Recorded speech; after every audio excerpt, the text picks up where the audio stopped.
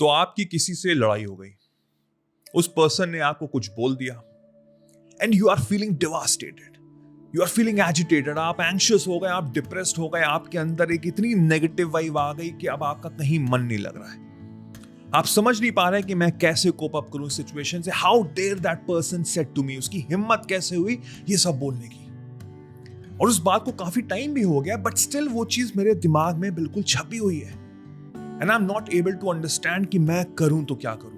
I believe हम सबके साथ होता है यार, specially in this social media era, जहां पे कितना इजी है किसी को आराम से कुछ बातें बोल देना एक कमेंट करके, राइट? और ये चीज हम लोग को चुप जाती है। आई एम श्योर आप मुझसे एग्री करेंगे, ऐसी सिचुएशंस, ऐसे सिनेरियोज मेरी लाइफ में आते हैं। Well, I am here to tell you here कि इस कॉन्टेक्स्ट में दो चीजें एप्लीकेबल हैं, और जो ये दो चीजें मैं आपको बताने जा रहा हूं उसको थोड़ा ब्रॉड माइंड से समझिएगा, बिकॉज शायद आप मेरे से एग्री ना करें, but by the end of this video you will understand कि ये अंडरस्टैंड करना बहुत जरूरी है, ये लाइफ में इंप्लीमेंट करना बहुत जरूरी है। जब आप करेंगे तो आप अपनी लाइफ में बहुत सारे चेंजेस देखेंगे।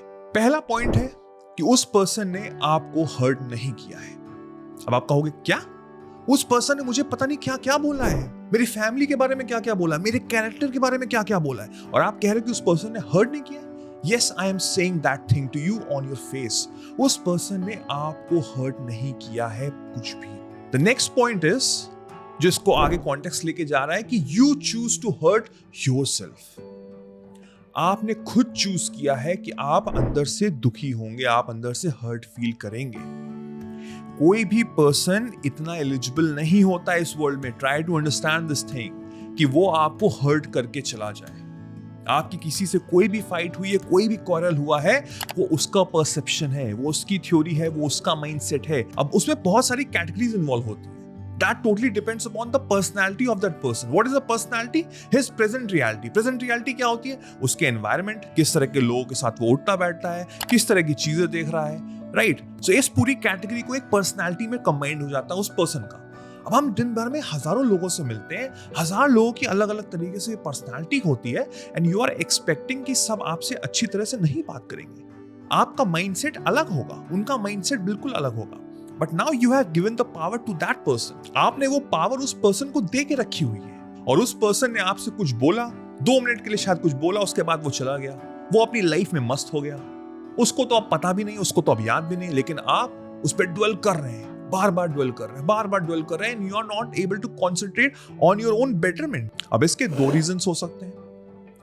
हमको एक चीज तो समझ में आ गई कि आपने उसको पावर देके रखी हुई है, आपकी जो पावर है, अंदर की जो क्षमता है, वो आपने उसको दी हुई है। बट इसके 2 रीजंस हो सकते हैं। पहला, कि जो उस पर्सन ने बोला वो एक्चुअल में ट्रू है। That figures and facts what he said to you might be true. अब आप कहोगे कि नहीं, होता ऐसा ये है कि हम कभी ना कभी अपने आप से भी फाइट कर रहे होते हैं। सी वी कैन, मैं पूरी दुनिया से झूठ बोल सकता हूं, मैं पूरी दुनिया से झूठ बोल सकता हूं, लेकिन मैं खुद से नहीं बोल सकता। मेरे अंदर भी एक फाइट चल रही होती है कि अगर किसी पर्सन ने मुझे पॉइंट किया, कुछ बोला है, अगर मुझे बात वो चुभी है, तो मैं अपने अंदर भी एक फाइट कर रहा हूं। क्या ये सच है, क्या ये गलत है? नहीं, ये गलत है, बिल्कुल गलत है।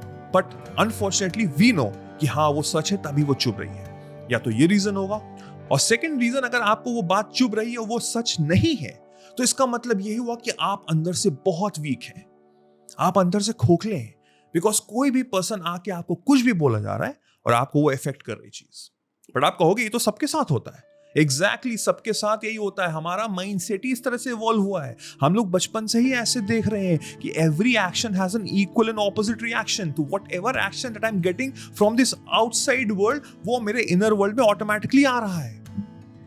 But spirituality helps us understand कि आउटर वर्ल्ड से कोई लेना देना नहीं है।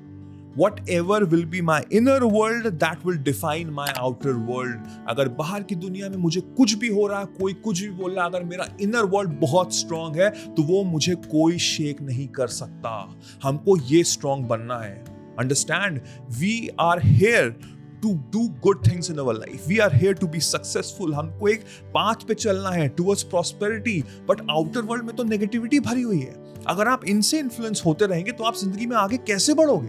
आप नहीं बढ़ोगे। मैं लिख के, साइन करके, स्टैम्प करके दे सकता हूं। सो अपने आप को अंदर से स्ट्रांग बनाना शुरू करो। So what is the mantra to make yourself strong? It's like no one can hurt me, nobody else can manipulate me, No one can really hurt my feeling because I control my feeling. जब आप ये चीज बार बार अपने आप से बोलोगे ना, तो वो ब्रेन वॉश होगा माइंडसेट जो ऑलरेडी बचपन से चला आ रहा है. It's like no one can hurt me. Nobody can actually have the guts to hurt me. वो पर्सन चाहे राइट हो चाहे रॉन्ग हो, but it's not his responsibility. उसने कुछ भी बोला हो, दैट इज ओके, बट वो उसकी रिस्पॉन्सिबिलिटी नहीं है आप कैसा फेस कर रहे हैं. आप अंदर से लो है, आपकी वाइब्रेशन लो है, दैट मीन्स कि वो कुछ भी चीज हो रही है बाहर, वो आपको शेक कर रही है.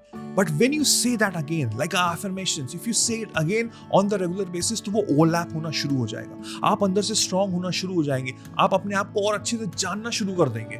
That is the reason I am always saying that spiritual path पे हमको चलना बहुत जरूरी है. मेरे आप वीडियोस देखेंगे, कुछ ना कुछ आपको गाइडेंस मिलेगी. जो भी मेरे वीडियोस है, इसको बुक थ्योरी की तरह मत समझिएगा. बस एक कान से सुना, दूसरे कान से निकाल दिया. जब तक आप अपने लाइफ में इसको इंप्लीमेंट नहीं करेंगे, आपको चेंजेस नहीं मिलेंगे. And I'm here to tell you कि these are all the tried tested thing.